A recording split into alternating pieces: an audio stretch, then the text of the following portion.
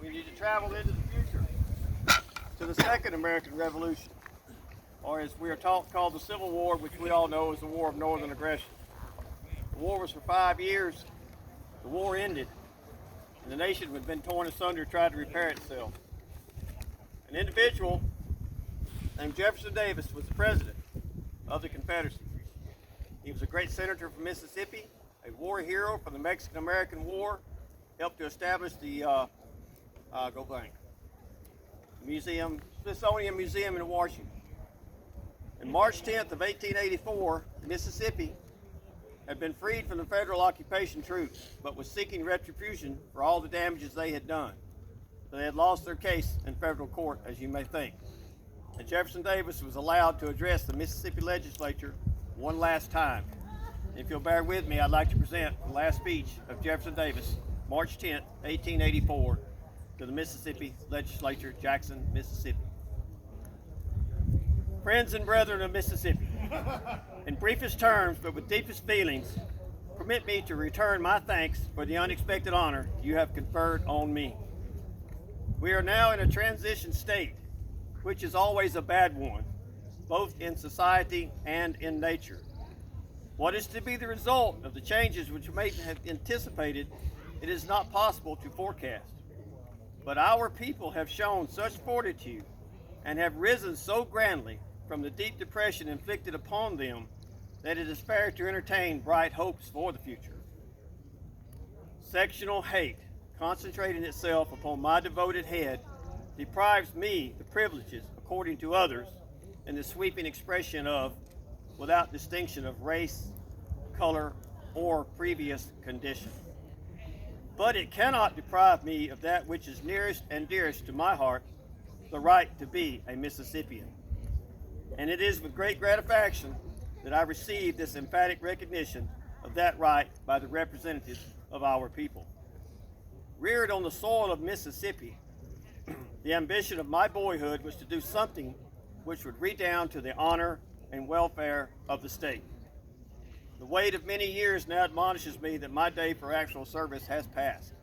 Yet the desire remains undiminished to see the people of Mississippi prosperous and happy in her fortune, not unlike that of the past, but gradually growing wider and brighter as the years go by.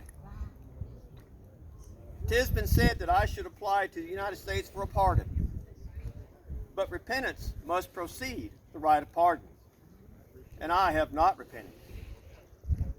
Remembering, as I must, all which has been suffered, and all which has been lost, disappointed hopes, and crushed aspirations, yet I deliberately say, if it were to do over again, I would again do just as I did in 1861. Yeah.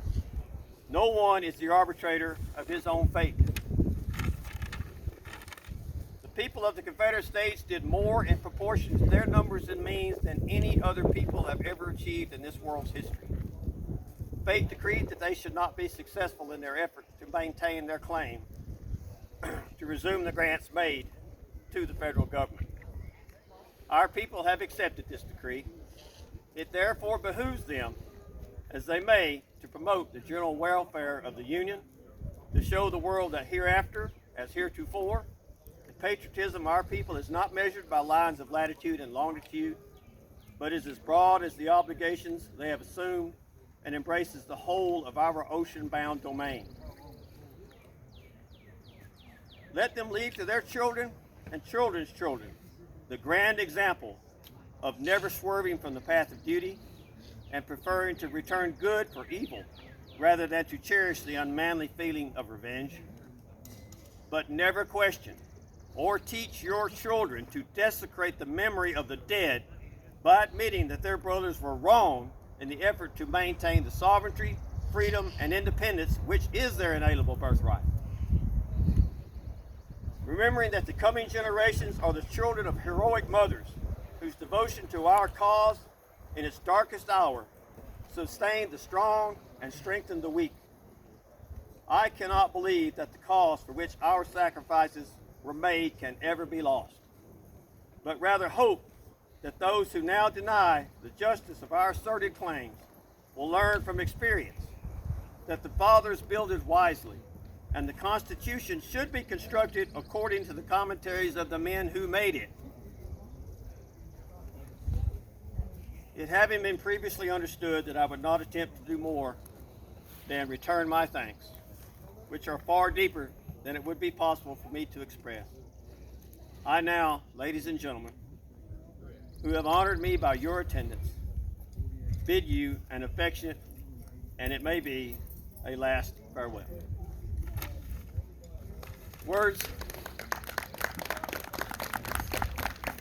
The words of Jefferson Davis, 1864. How many of those words ring true today? Could this speech be given today in the same tone and the same aspect as it was given in 1864? We are Americans, and there is a paper in Washington, a document called the Constitution. Who knows what the Constitution does? Who has a copy of the Constitution in their home? Who has read it? The Constitution is your shield from an overbearing federal government. The Constitution is your shield from a tyrant, from a dictator. The Constitution tells the government what it cannot do. It does not give the government rights. You give the government rights. The government is granted rights to govern us under the rules of the Constitution, not as they see fit. It is your paper, your shield, your children's future is the Constitution of the United States. Anyone who attempts to change any word in that Constitution is stealing from your children, is stealing from your grandchildren, and is stealing from you.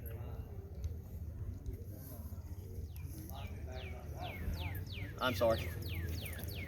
That is the whole purpose, that we must teach our children that this document is created by man under the auspices of God, our Creator, as it says in the documents, as our founding fathers intended, should be maintained as it is. For it has made the greatest nation on this earth. The only thing that will ever destroy this nation will be ourselves. This country's military has never fought an aggressive war overseas. We have fought 2 aggressive wars under our flag. First against the Confederate States, our own people. The second against the Native American Indians, our Native American people. We only fight among ourselves. We save other people, but we fight among ourselves. We must change this. We must change this. We must teach these children the right and wrong and the moral dictatorship of the Constitution. And that will save this nation. With God's help and God's grace, we will all continue to be Americans. Thank you.